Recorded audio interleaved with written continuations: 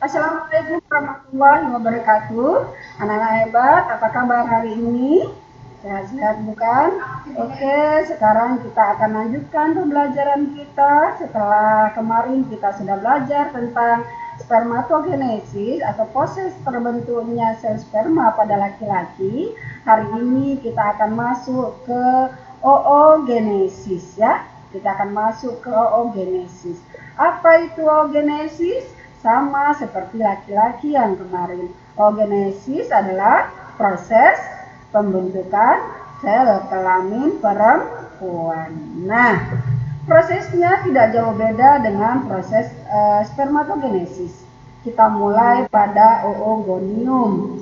Nah, oogonium ini terjadi pada waktu perempuan masih di dalam kandungan. Jadi, ketika kita masih dikandung oleh ibu kita, maka kan sudah buatkan proses oogenesis yaitu di oogonium. Oogonium ini akan membelah secara mitosis, menghasilkan oosit primer. Nah, ini masih di dalam kandungan. Lalu nanti setelah prosesnya akan dilanjutkan dengan pembelahan secara meiosis. Ketika pembelahan secara meiosis, maka akan menghasilkan dua oosit sekunder. Nah, di dua oosit sekunder ini, oosit sekunder yang satunya itu akan menjadi badan polar. Walaupun dia membelah, tapi dia menjadi badan polar. Dan oosit yang satunya ini akan membelah lagi secara menjadi ootit. Nah, yang dua ini, yang satunya menjadi badan polar, yang satunya jadi ootit.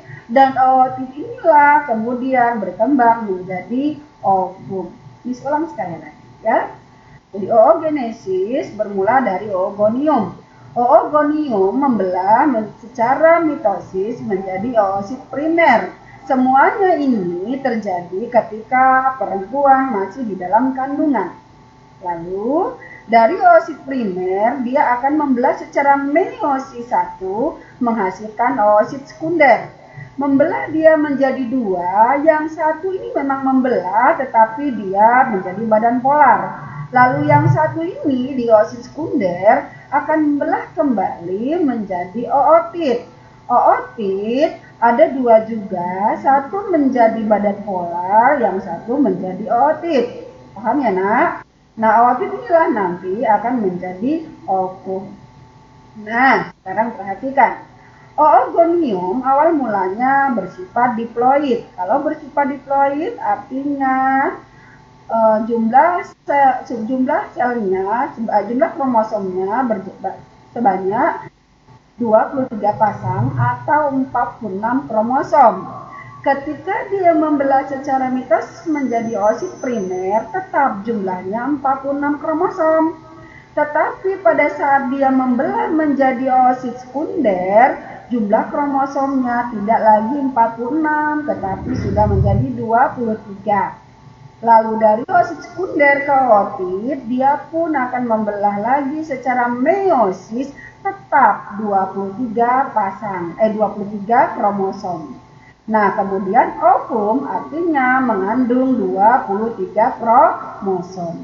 Nah, ketika ovum bertemu dengan sperma, ovum berjumlah 23 dan sperma berjumlah 23, kemudian terjadilah fertilisasi, maka jumlah mereka nanti akan menjadi 46 kromosom atau 23 pasang.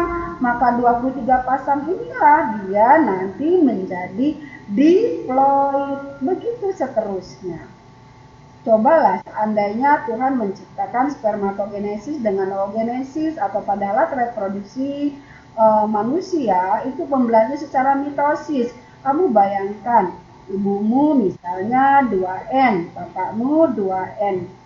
Kemudian membelah secara mitosis. Bergabung menjadi berapa?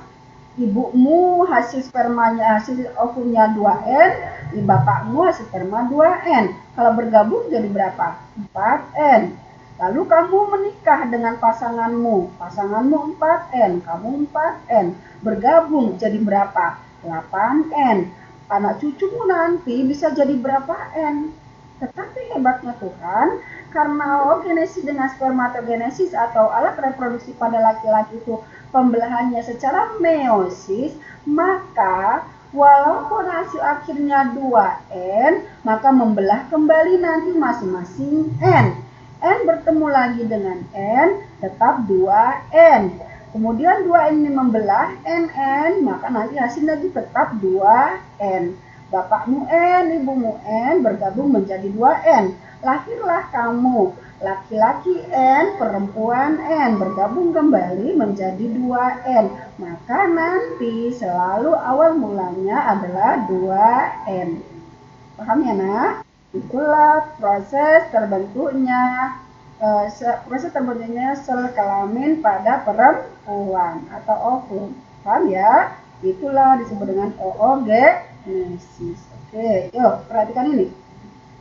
Oogenesis merupakan proses pembentukan sel kelamin perempuan, yaitu sel telur atau ovum. Terjadi di mana? Terjadi di dalam organ yang disebut dengan ovarium. Ingat kalau ujungnya rium itu adalah tempat. Contoh, akuarium, aqua airium, tempat, berarti itu tempatnya air yang ada isinya ikan, gitu ya. Nah, spermatogenesis yang dimulai ketika anak laki-laki mulai puber, namun kalau oogenesis dimulai sebelum anak perempuan lahir, seperti tadi. Nah, pada saat baru lahir, anak perempuan sudah memiliki bakal sel ovum itu sebanyak 200.000, sehingga sampai 2 juta. Tapi setelah itu hanya ada 40.000 yang tersisa.